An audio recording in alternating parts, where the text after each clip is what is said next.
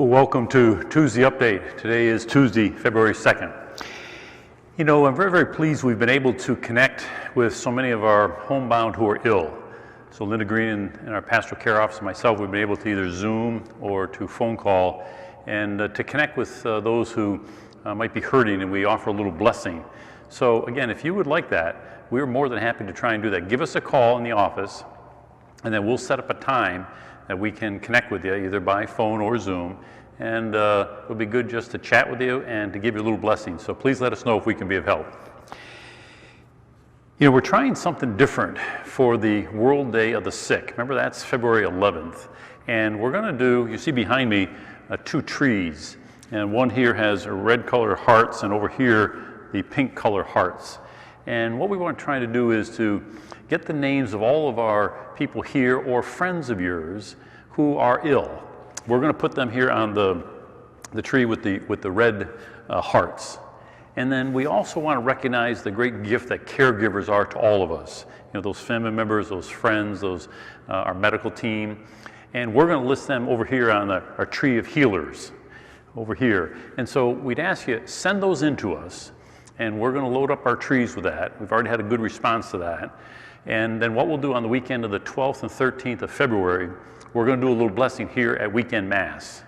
And so if you do have friends out of the area, send us their name and their caretakers as well, and then just send them a link to the Mass for the weekend of the 12th and 13th of February so they can be a part of the blessing as well, okay?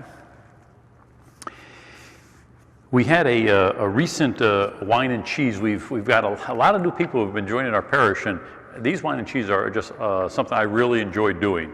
And we had an interesting new person tell us the other day that she's kind of rediscovered her faith, charged up her faith, and people at work have noticed it. And they said, why do you have a little kick in your step? Why you seem happier? And she said, kind of attribute to her, kind of rediscovering her faith. And there is something about happiness and faith. Studies show that people who have faith do tend to be happier and more joy-filled. And Lent's coming up. It is a great time to kickstart our faith or to get it in the next gear. One of the ways, and we're going to talk about a lot of ways we can do it, but one of the ways is through our small groups. And you're going to be seeing, we're going to be kicking those off on the February 7th to the 14th. We're going to ask people to think about signing up either online or to call our office. But those small groups are really good. You haven't got to be an expert in the Bible. All they are is just little reflections about our weekend masses and on the readings that we hear, or maybe something that comes up in the Sunday message that maybe is worth chatting. And people just kind of talk back and forth, reflections on that. So it's very on the surface. It's not biblical knowledge or anything like that. We've got a bunch of different groups. We've got married groups, men and women only groups. We've got young adult groups. We got a new group that's going to be starting on Sundays at 11:30, right after that 10 o'clock Mass. They're going to get together. And while the readings are fresh in their mind, and we also have a women's infertility group. So lots of different groups, and I hope you might think about it. We're trying to live out this faith better and in a deeper way. And Ann Rose runs our program, and don't be afraid to get a hold of her and just ask about it. You probably got questions about it if you've never done it before, and I really do encourage, if you're new or fairly new here, that is an excellent way to get a chance to know some people here. Okay, so think about that. We're going to actually start it the week of February 21. It's an hour and a half per week, so it's a 6-hour commitment. It's all done virtually. So think about it, and give us a call if we can be of help. We have been asking people in the early part of 2021, what are your spiritual goals? And remember last week I was telling you that Jim Kitts and Tescamara, they had given me their thoughts, but I forgot them. I left them on my desk. Well, this week I got them with me. So Jim Kitts, he shares this with us. He said, my spiritual goals for this year are influenced by the unrest and ugliness in our world today. I need to be aware of those around me and react to their needs. I will study the lives of the saints to get ideas of the acts of kindness that they did on their journey to heaven. I will promote the practice of sharing kindness to those I personally touch and through the use of social media. And Tess Gamara reflects as follows. She says, in 2021, I want to better live my faith by taking the time, 10 to 15 minutes of my day, to listen to God and reflect on His teachings. I hope to learn patience, put my worries in God's hand, and create a stronger relationship with God. Well, this past Christmas, many of you enjoyed our Advent in a Box. That was something our staff came up with, and that was a total home run. People really, really enjoyed it. And our staff, they've got very wonderful minds. They're very imaginative. And they've come up with something, again, I think you're going to enjoy for Lent. They're referring to it as Lent in a can. Lent in a can. And it is very, very well done. And I'm going to be telling you more details about it next week, but it's really something to look forward to. This coming weekend and next week, and then of course during the weeks, we're going to be collecting palm. And so you'll note that there's going to be a blue basket out here by the main doors and over here by the Stafford doors. So if during the week you want to drop off any old palm, you're welcome to do that. And they'll be here, of course, for the weekend masses as well. Now last year, remember, we couldn't distribute the palm. So you don't have any palm from last year because the pandemic had taken place and we were being asked not to hand palm out that somebody else has touched. But lots of times people have palm that's older than a year old. So if you have any old palm, bring it in. We'll burn it, and then we'll use that for ashes on Ash Wednesday, okay? I do appreciate your patience as we work around our construction. We're making some really good advances out there. Our workmen have been forming up and pouring footings, and they're getting ready to pour a wall, one of the walls, or maybe two of the walls. So they're doing really well, but we've had to close off the entrance to the chapel. That roof has that snow on it, and I don't want that coming down and hurt anybody. So we'll close that off. It'll just be temporarily, and we'll get you back in. But right now, the best way to access the church is through the Stafford in the main section, okay? And I am going to ask you if you need something, email us or call us. It pains me to say we shut down our offices for people coming in, but I got to try and keep our staff safe in this COVID time. And so we're asking, could you contact us by email or by phone call? And when we get past all this COVID, we really want you to come back and feel free to be in our offices. But for right now, we got to keep our staff safe. So thanks for your help on that.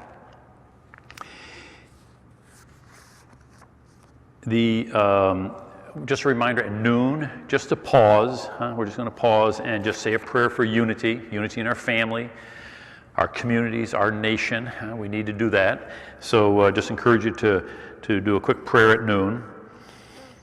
We're going to start this month. We have 10 engaged couples who are going to be getting their pre-Cana. So I'm going to ask you to keep them in prayer. We're going to, one of the goals is we've always wanted our couples to meet each other. Not just be a one-on-one thing with me or somebody else in the parish, but that they get a chance to meet other engaged couples and form bonds and connections. And so they're going to be getting that here this month. And we're hoping, we always pray that marriage can bring them closer to our Lord. Our Lord wants to be a big part of their marriage. So please keep them in your prayers. And so many of them have been through so many difficult times. They've had to reschedule their wedding 3-4 times. And so I feel bad for them, but we're going to give them a good experience here when and if they decide to get married. One of the things that they do talk about during this pandemic is an increase in the number of struggles within marriage. And that's pretty well documented. And we want to try and see if we can do anything here at St. Pius to help any of our couples who might be struggling. We have some parishioners here. They're not professional counselors, but they have been through difficulties themselves, and they are very interested in trying to connect on a couple-to-couple basis, to be a support, to be someone that you could speak to. So if that might be something that it would benefit you, call our office. We're going to connect you with Therese Mahar. She's our connections coordinator. And so we're going to get you hooked up with her, and she'll help you to get to the right people. But if your marriage is hurting and you think, a couple relationship just for support and bouncing ideas off could be helpful, we want to help you. Hey, just a reminder about your year-end contribution statements. Again, thank you very much for all you do for this parish and for me and supporting us, especially during these difficult times. You should be receiving a 2020 year-end contribution statement. And again, if you don't get it here within a couple weeks, let us know. But just a reminder that for those of you who gave toward our new parish life center, the construction that's going on, you won't be getting one for that. In other words, when you make a contribution, we acknowledge that contribution, and that is your tax statement right there. You don't get one at the end of the year.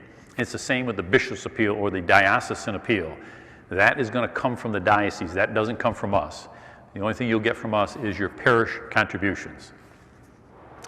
Ash Wednesday. We're moving toward that very, very quickly. I'm going to have more information for you next week on it, but just in the meantime, we'll have 3 services. 6:30, noon, and 6 p.m. on Ash Wednesday. At 6:30, what we're going to do is we're going to do a service and distribution of ashes. At noon, we're actually going to do a mass and distribution. And then at 6 p.m., that will be a service and distribution of ashes. Now this year, what we'll do to avoid the skin-to-skin contact, we won't be making the sign of the cross on the forehead like we typically do. We're just going to take the ashes and sprinkle them lightly on the top of your head. And that's not something goofy. That's something that's very much has been in our tradition, and many times in Europe is still done. So we're going to sprinkle the ashes to avoid the skin-to-skin contact. Hey, we're fortunate to have our school here. I love having our St. Pius school. And this year, this week is Catholic Schools Week. And one of the things we always do is honor people who have milestone teaching careers within Catholic education. So we're fortunate. We have 4 people here at St. Pius this year. Chantel Milano is 30 years, and then Matt McLaughlin, Matt Flanagan, and Steve Curtis are 25 years. So we're going to honor them later this week and thank them for all of their influence on so many kids through their years of teaching. We are going to be doing a collection for gently used clothing and blankets for the Capital City Rescue home. Of course, that's for homeless people. You'll see some details in Thursday's Constant Contact about that effort. Hey, our thought for last week was, God gives us enough grace for whatever we'll face. God gives us enough grace for whatever we'll face. So I'm going to look forward to seeing you this weekend, either in person here or on our live stream. We're going to be talking a little bit about Job this week, in the Old Testament, Job. I think today, with what's going on, we're going to be able to relate very much to Job. So we'll look forward to that this weekend. Have a good, safe week. God bless.